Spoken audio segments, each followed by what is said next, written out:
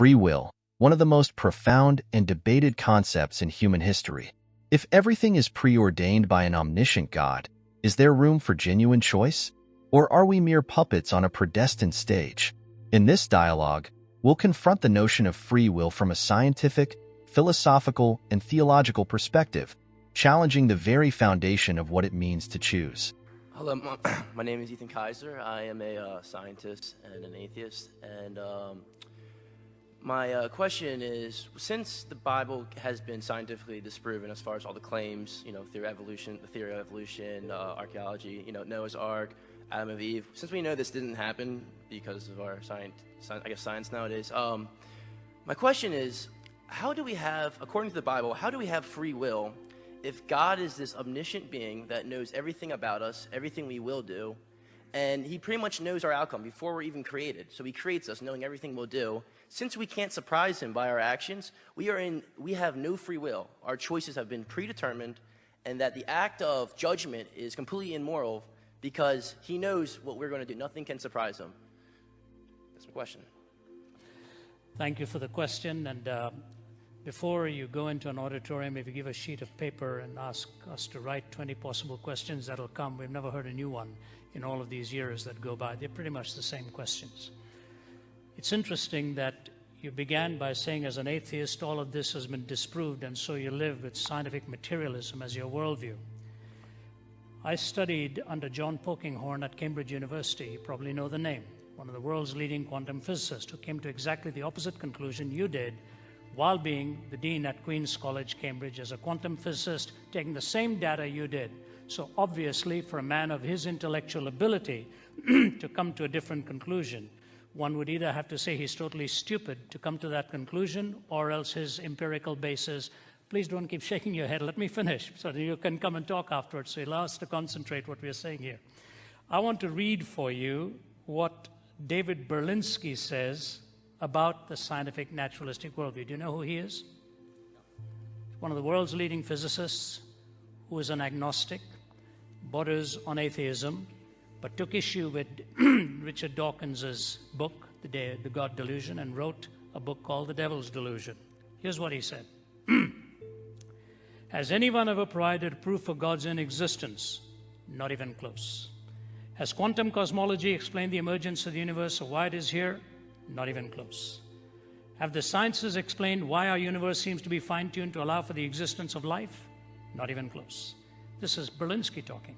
Are physicists and biologists willing to believe in anything as long as it is not religious thought? Close enough. Has rationalism and moral thought provided us with an understanding of what is good, what is right, and what is moral? Not close enough. Has secularism in the terrible 20th century been a force for good? Not even close to being close. Is there a narrow and oppressive orthodoxy of thought and opinion within the sciences? Close enough. Does anything in the sciences or in their philosophy justify the claim that religious belief is irrational? Not even in the ballpark. Is scientific atheism a frivolous exercise in intellectual contempt? Dead on. Now, I didn't say that, all right? I'm not quoting myself. Please give me your name, sir. Ethan? Yes. Ethan, what you're wrestling with is not uncommon. Many people from a scientific and materialistic worldview will say what you've said and come to that conclusion. The problem is what you mispositioned was your concern between determinism and free will. Your application could have gone in many different directions, but you came to that one for some reason, which I was unfortunate, I think. At Cambridge, I listened to a talk at the Lady Mitchell Hall in 1990 by Stephen Hawking. His whole talk was on determinism and freedom.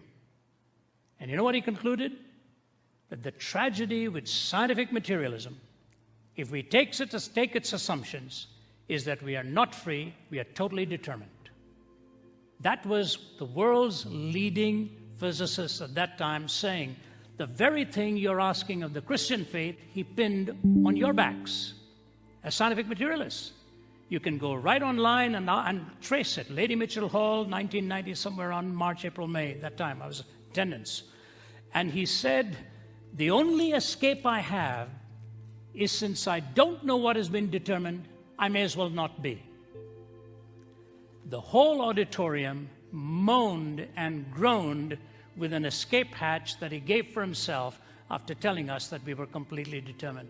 That's Berlinski's issue. That is actually even what people like Dawkins will concede, or Pinker. You read Steven Pinker and the others. So totally determined. So the question is, were you free to ask this question? Yep. I don't believe any of us actually have free will because we are strictly material. So you're actually, as a machine automaton, asking me this question? We are all made up of our past experiences. Okay, but you're not free then. You're not free. You're not making a truth statement. My truth statement. I mean, what I'm saying is our memories and our states. No, hear me carefully. Okay. If you're totally determined, Yes. you're pre-wired to think the way you do. Nature versus nurture. Yes. Sorry? Nature versus nurture. Nature versus nurture. Yes. Regardless, the nurture may provide a different environment, but the nature is you're hardwired to come out with a certain conclusion. Out of flux, nothing but flux. You know, what you put into the computer, ultimately is going to come out. But you have to ask yourself, are you making a truth claim?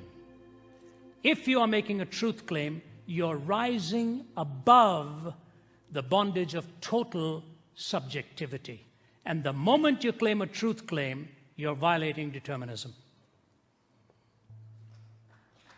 And so I just leave you with that, and let's meet afterwards. Hey, Ethan, we want to chat with you. You know, you're the kind of guy we come here for. So afterwards, In a world where science and faith often clash, the debate over free will forces us to examine the essence of our choices. If we're merely products of a determined universe, then truth itself becomes questionable. But if we accept the possibility of free will, then we must also grapple with the responsibility that comes with it. Whether you view free will as an illusion or as the cornerstone of moral agency, the question remains, are you truly free to decide what you believe?